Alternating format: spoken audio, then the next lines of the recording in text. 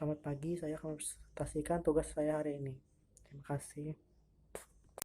Bab 8, Analisis Semiotik, Drama Kapal-Kapal karya Arifin Senoer.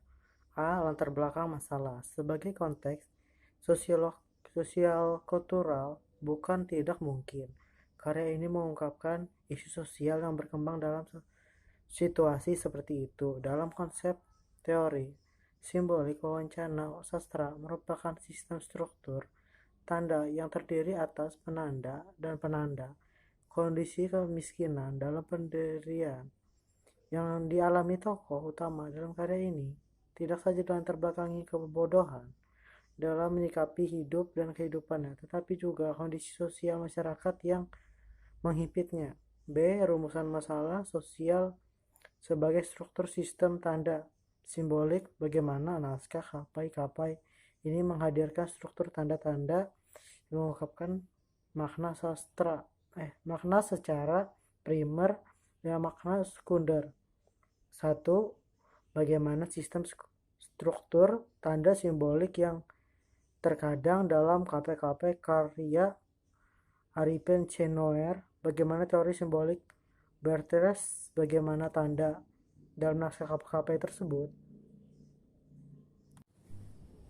bertindak sebagai mitos. 3. Bagaimana mitos tersebut menyediakan fungsi dalam mengungkapkan dan membesarkan atau menolak nilai-nilai dominan yang ada dalam masyarakat.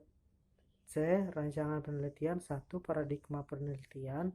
Meskipun simbolik berada dalam peralihan antara strukturalisme dengan pascastrukturalisme, tetapi kejadiannya masih kental dalam strukturalisme, sedangkan seorang pelopor strukturalisme merupakan suatu cara mencari realitas dalam hal-hal yang sering berjalin antara sesama, bukan dalam hal-hal yang bersifat individu. Sesuatu dikatakan berstruktur apabila ia mempunyai kemampuan untuk mengatakan kemungkinan gangguan dan pengaruh dari luar dengan caranya sendiri. 2. Semitoka Rawat Bertes. Bagi Bertes, komponen-komponen tanda penanda terdapat juga pada tanda-tanda bukan bahasa. Antara lain terdapat pada bentuk mitra, yakni seluruhan sistem, citra, dan kepercayaan yang dibentuk masyarakat untuk mempertahankan dan menonjolkan identitasnya. 3. Metode dan teknik. Sebagaimana disarankan oleh teori simbolik, metode dalam penelitian ini digunakan metode heuristik dan hermeneutik. Sedangkan metode hermeneutik digunakan untuk menganalisis sistem struktur tanda simbolik tingkat kedua. Dalam ilmu sosial tersebut, metode kualitatif, analisis, isi, alamiah, naturalistik, studi kasus, etnografis, antropologi, dan fenomenologi.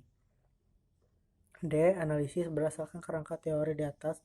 Analisis simbolik terdiri atas tahap, yaitu tahap analisis sistem struktural tanda simbolik tingkat pertama dan tahap analisis sistem struktur